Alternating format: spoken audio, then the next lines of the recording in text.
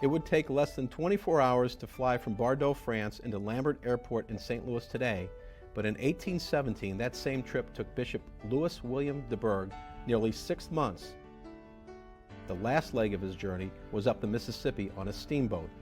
Missouri was still 3 years away from becoming a state. St. Louis was a small city of some 3,000 residents in the Louisiana Territory, but the territory's new bishop chose St. Louis and this log cabin church along the Mississippi River instead of New Orleans for his headquarters.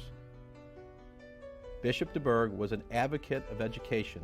He had served as president of Georgetown College and on one occasion was a dinner guest of President George Washington at Mount Vernon. Bishop de Burgh came to St. Louis with big plans for the city. It goes all the way back to 1818 when Bishop de Burgh felt if we're really going to help Catholic immigrants, if we're going to develop a strong Catholic church, we have to have a quality education system. But imagine that, 1818. Helping him with that mission was Mother Rose Philippine Duchesne, a sister of the Society of the Sacred Heart, a religious order he recruited to come from Europe to teach in St. Louis. At the age of 49, Mother Duchesne, along with 4 other sisters, would open the first free school west of the Mississippi for girls. Back in those days, it wasn't appropriate to even bother with any formal education for girls. The boys were very often sent to the East or even to Europe to be educated because there was nothing for them in St. Louis. And so when there was something for girls that came along, it was just a miracle. The sisters arrived in St. Louis in 1818, ready to set up their school in the city on the Mississippi, but they would actually end up near another river. The bishop was a little bit embarrassed because every cabin and shack in St. Louis was taken, and he couldn't find any place to put these nuns who he knew were coming. But somebody had told him about this wonderful log cabin out in St. Charles that he could rent. It was called the Duquette Mansion because it was the biggest log cabin in town. He told them that St. Charles was going to be the biggest city in America someday, and they might as well come on out here and get in on the ground floor of the growth.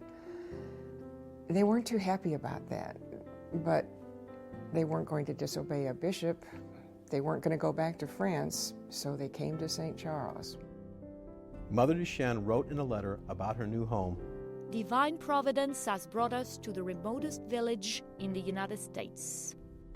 In the log cabin they rented for what Duchesne called an exorbitant price of 2,000 francs a year, or about $440 today, the sisters opened a free school for 21 girls on September 14, 1818. They also later accepted 3 boarders to help pay for the school and supplies. But with their log cabin miles away and across the Missouri River from the city of St. Louis, they could barely make enough to survive. So after 1 year, Mother Duchesne and the sisters relocated to Florissant, all with the hope of being closer to potential students. We're in Mother Duchesne's classroom now.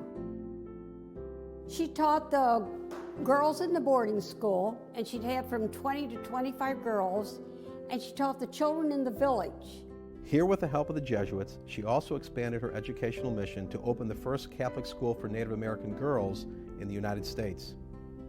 The Jesuits taught the Indian boys at their seminary, also in Florissant. Mother Duchesne would open a 3rd school in 1827. This one in St. Louis also housed an orphanage and became known as the City House.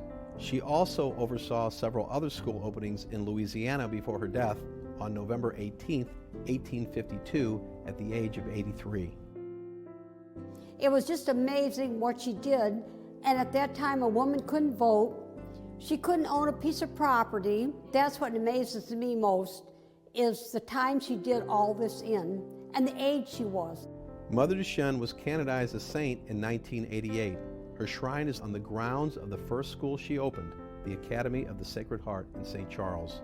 The room where she stayed is located just down the hall from where students still learn, and reminders of the innovative ideas she fostered line the school walls. For example, this speech, written by the 1882 school valedictorian on women's rights. She's always been kind of somebody we look up to at our school, and I know when we go into the shrine, we pray to her. Every November 18th, the school celebrates her feast day with a special Mass. We celebrate what Philippine has done. We celebrate, especially here in this place, the fact that this wonderful woman walked these grounds.